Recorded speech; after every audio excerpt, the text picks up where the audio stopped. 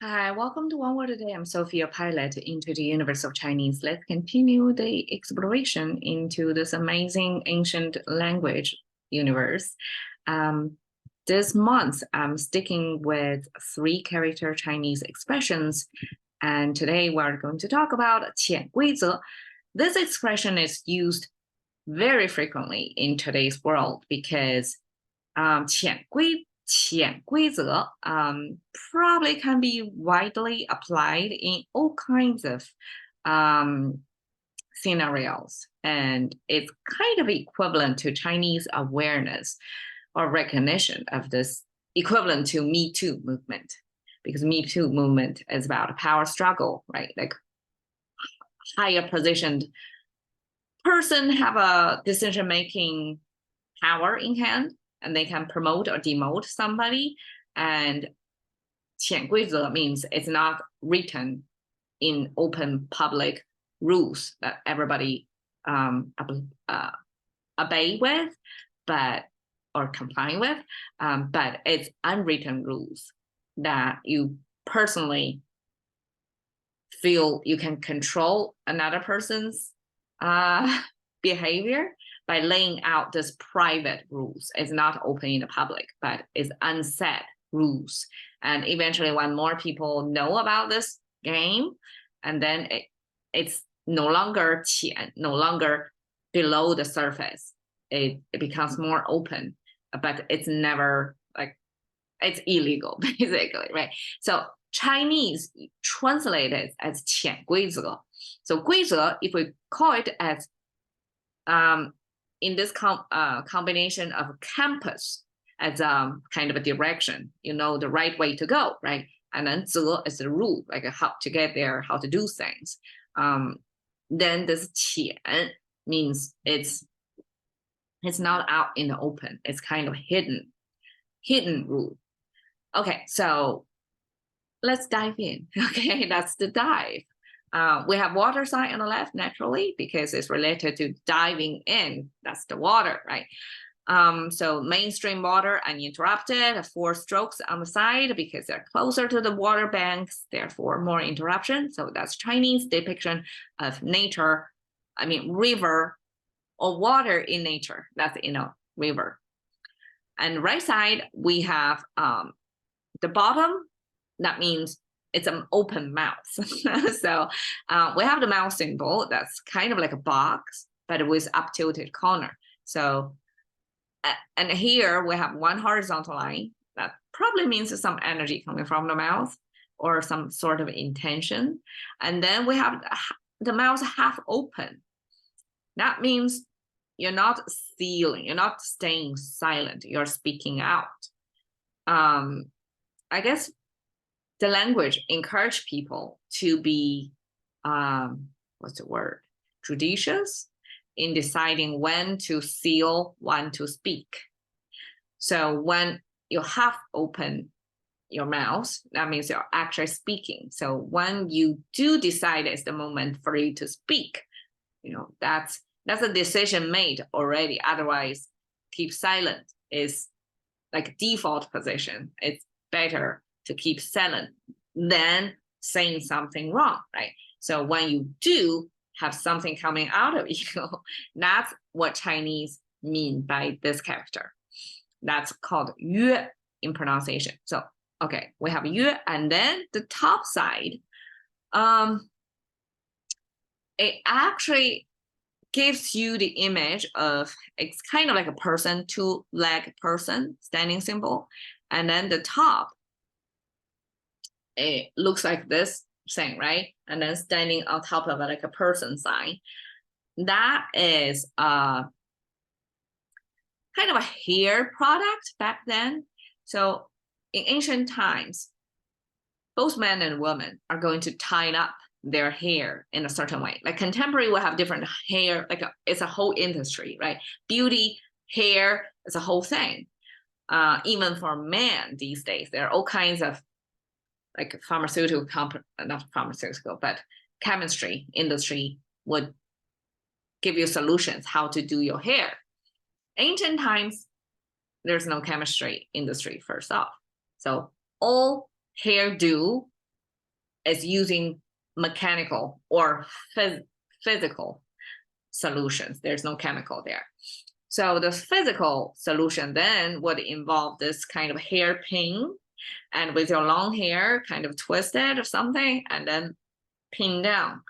Probably use 2 of them to pin down the hair, so it's not like draping all over. And actually, it's considered one of the passage of right. When you grow to a certain age, you can no longer wear your hair down like a kid. Like unruly hair was not accepted by the society. By a certain age, you have to do your hair up to pin it according to the societal decree. So this depicts this hair pinning thing for both men and women back then. And then this hair pinning, then eventually to get abstracted into sharpness. So we have sharpness, twice of that, double sharp. That's the original meaning of that. Double sharp plus speaking out plus water together means dive. Like, how does that even make sense? Okay, I'm trying my best. I won't come to a reasonable solution here or explanation here. Water, that makes sense, right? According to Chinese, when you walk through water, if it's shallow enough and the water doesn't submerge you above your knee level, that's considered wading. Okay, that's Chinese has a word for that called 涉水, means you walk through the water and the water is not high enough to be higher than your knee level. Now, 潜水 is more than knee height water. That would be considered 潜水. But in contemporary Chinese usage, we no longer distinguish the knee, like a knee is no longer a thing. Here, 潜水 actually means dive in. That means the whole person submerged below water level. That's more like diving in the English concept of what is considered dive. It's like a whole body submerged below water, right? But in ancient Chinese, knee level, higher than knee level is already considered a qian. So I guess ancient times there was no such practice, or at least a not so common practice to dive. Like scuba diving definitely was not a thing back then, right? So how people entertain themselves with water, like water sport, was not a thing. Fishermen, they have to survive. I mean, they make a living out of water, right? They have a whole thing of water, but it has nothing to do with everyday people, everyday living. You don't play in water. So I would imagine back then, there was no such thing as diving into water as a form of sport or entertainment or pastime. So for Chinese to find a word in its original vocabulary, 潜 then was repurposed into the full submerge diving concept. Okay, so in any case, 潜 then means it's not visible, because when you dive whole body underwater, you're no longer visible above water. So that becomes this hidden, this extended meaning of it's hidden. So we have this 潜 dive, and then compass, I guess. 龟 made up of left and right. And you can see the left, also 2 legs standing being with the arms kind of looking like that. So it's a grown-up man. And then the second feature of grown-up man, not only he has, I guess, stronger upper body, that the language-wise, they have to show it, kind of broad shoulder, have that, instead of like this is a generic, there's no distinction of adult or child. But over here, it's like a man. It shows you the body structure, 4 limbs, all displayed over here. The second feature of a grown-up man is there is this horizontal line, okay? So just like we were talking about here, the hairdo, pin up hair was a thing, a passage of right. So when you reach a certain age, your hairdo can only look a certain way. You cannot let down your hair anymore. Like my currently hair naturally falling down was illegal back then. So when you do have that hairpin through your hair, that's a signature of your certain age. Like for sure, that guaranteed you above certain age. I don't know what's exactly the age, but with that plus the upper body, that means a grown-up man. And grown-up man in Chinese concept, not only it marks the physical fitness level, but also it marks the intellectual development. If the man becomes a grown-up man, that means sort of like a head of household. Therefore, the whole family kind of rely on this person for guidance, for what to best to do as a decision maker, right? So this means this responsible, all wise, grown-up man image. Okay, the right side is eyeball, it's verticalized eyeball, plus the 2 human legs. So together, it means human C. Human C is not just C. Human C has human behind it. So that means the whole algorithms in today's words, the whole upbringing. So your generic and also your cultural embedding into this, your humanness, plus the C. It's not just a physical C like a camera. It's a human C. Okay, so human C plus this grown-up man symbol, then together means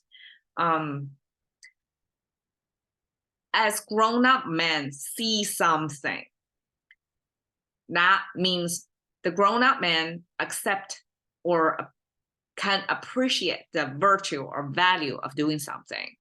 Therefore, this is some kind of a moral judgment that this is the right thing to do. And eventually that becomes we, that means campus, that means you are, well, original campus, that means to draw a perfect circle thing, right? Eventually in this context, it means to do things the correct way. So that becomes, it's up to this grown-up man to be knowledgeable enough, wise enough to tell the whole family what that grown-up man is not only a human C, it's a grown-up man C as fit. Okay, so patriarchal society, what can you say? So that's a Chinese ancient character capturing what's considered as campus, as the direction, as the beacon of the light of the whole household. Okay, so then 泽, you will say, oh, that's human C again, but there is a tiny distinction. You see, this human have this two sides not exactly symmetrical. I mean, that's because Chinese originally did not depict human as a symmetrical being. Even if it's 2 legs standing being, the left and right side got slightly different structure. The right side is curvier, the left side is straighter. Therefore, Chinese language captured the 2 sides of us, like almost like each of us are bipolar. We have this, our straight thinking and a curvier thinking side. So here, both of them are straight. That means it's not exactly human, and this not exactly eyeball anymore. So according to scholars, here it actually means the ancient container, and the 2 legs is the container stand. It's not human legs anymore. It's a type of prop up to hold up the container above the floor. It could be with this prop up, then you can build a fire here to cook. But in any case, this is a container. And this 2 horizontal line is no longer the iris, like your eyeball. In my case, it's a black part of my eyes, distinction from the white part. It's no longer like that. This 2 horizontal lines means decorative messages around such utensil, and that utensil most likely is a cast bronze utensil, and the right side is a knife symbol, and people carve messages onto such utensils so that it can be preserved to later generations to use. So I guess the cookware of such metal pieces were heirlooms for generations to use. And I mean, what if it is everyday usage in your kitchen, right? What's a better way to preserve your family teaching? Through carving the messages onto such utensils. So whoever are cooking or eating from the bowl are going to see the message on there. I mean, it's a smart way. So just now, a moment ago, while I was explaining to you, because I thought this utensil mostly is a cast bronze utensil, so it's molded, the message already molded into the mold. So I don't exactly know what's the knife is doing there. It's supposed not to be carving later on because it's a metal piece. How can you work metal on metal? So that's a question mark for me. According to scholars, it's the kind of carving the message onto it. But I guess it could be a later day interpretation because later generations lost the craft of cast iron or cast bronze technique. And people can only imagine, oh, that must be carved in. We don't exactly know. But in any case, it's the type of commandments, like the rules, the top most important rules and messages from your ancestors, passing down to later generations, carved in or cast in to this metal piece so that it burned, right, into later days. So that's a rule, because rules worth to be preserved in this really high costly but time honored and time encapsulated way to pass the message. So that's rule.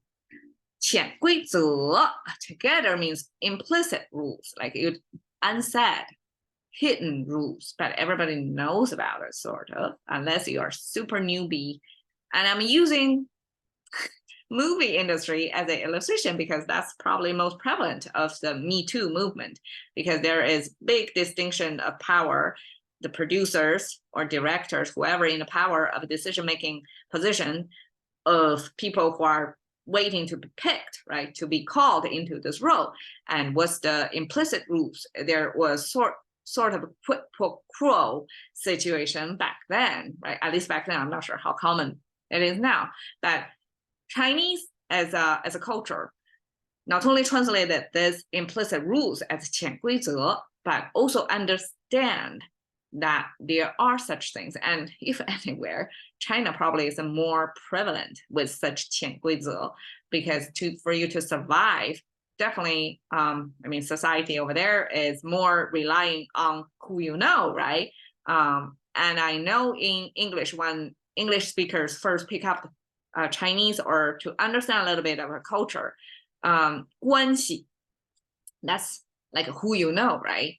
Relationship is probably more important than your talent. So it's not a merit-based meritocracy over there. It's power-based, like who you know. And so in this Me Too inspired concept, 潜规则 probably could be more prevalent, can be applied to a wide range of scenarios over there. So movie industry is just the most prevalent one that I'm using as an example to say, to show you the concept of 潜规则, definitely in movie industry and many other places. So that's Chinese translation. All right, cash into the currency of thinking by one word a day with Sophie. See you in